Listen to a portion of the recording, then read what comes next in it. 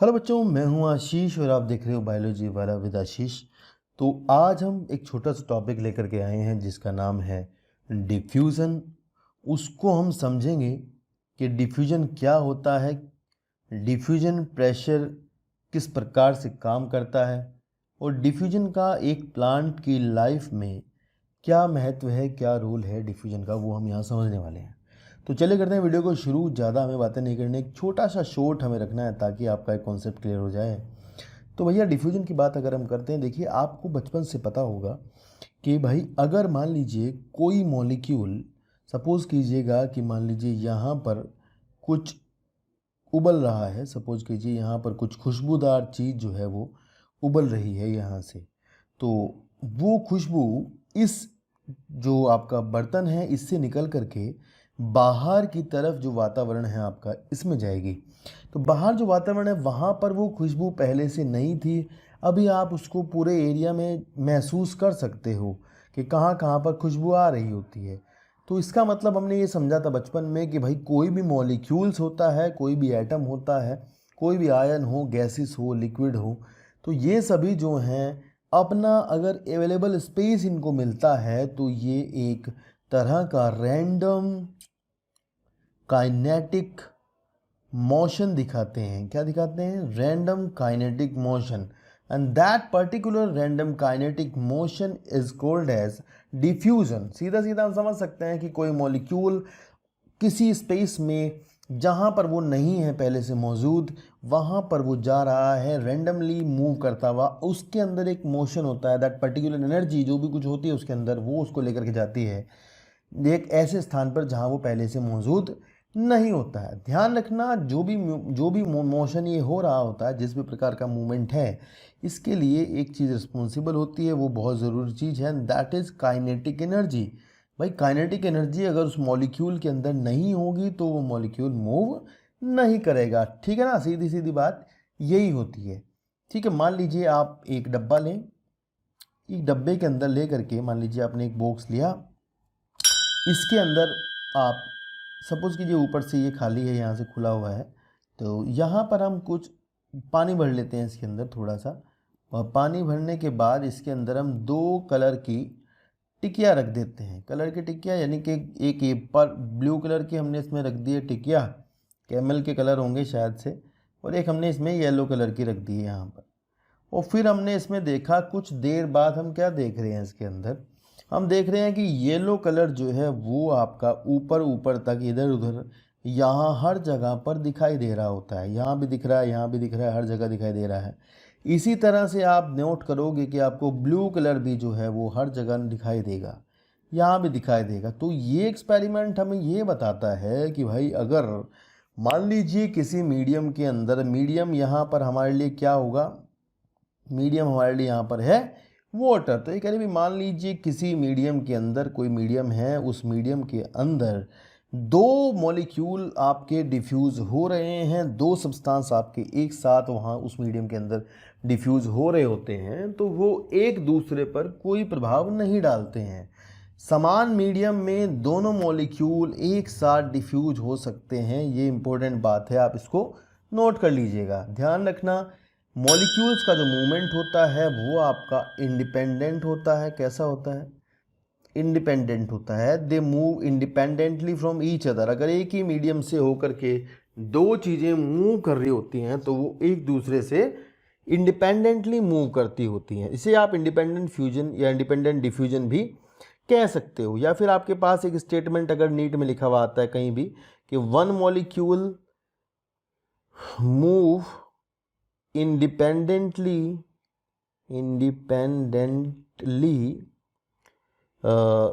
from या independently in a medium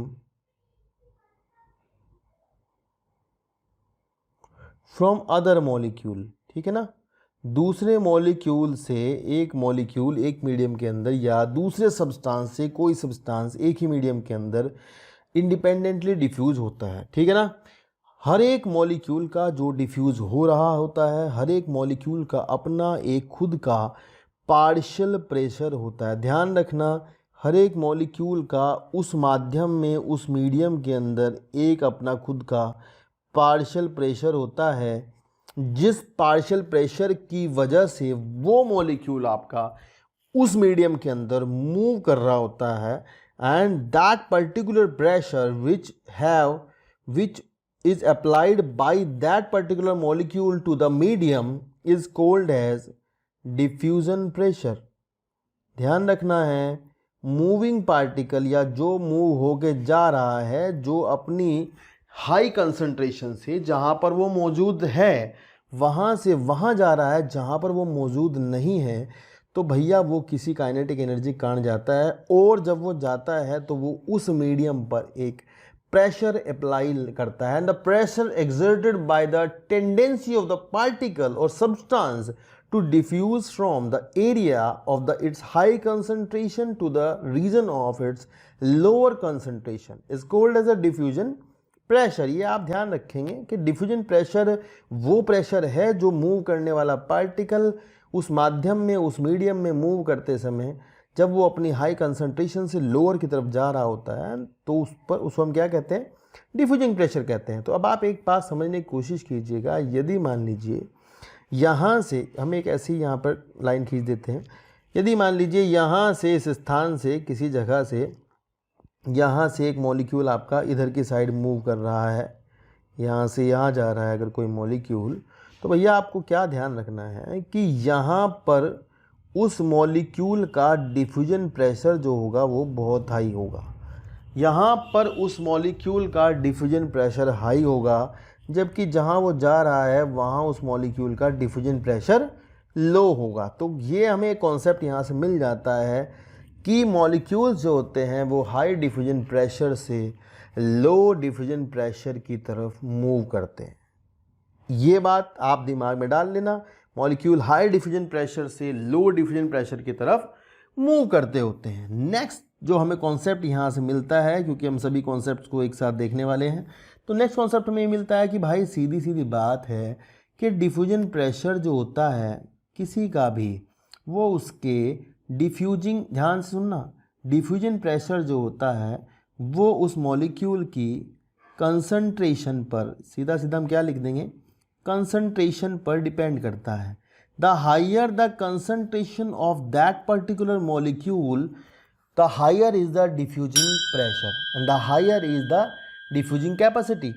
सीधी सीधी बात है, जो मॉलिक्यूल ज़्यादा मिलता है जहाँ पर, वहाँ पर उसका डिफ्यूजन प्रेशर ज़्यादा होता है, क्योंकि ये सीधा सीधा कंसंट्रेशन के डायरेक्टली प्रोपोर्शनल होता है। अगर कंसंट्रेशन जो है वो ज़्यादा होती है किसी मॉलिक्यूल की एक जगह पर, तो उसका डिफ्यूजिंग प्रेशर भी उतना ही ज़्यादा होगा। ये बात आप ध्यान रखेंगे, ठीक है ना जी।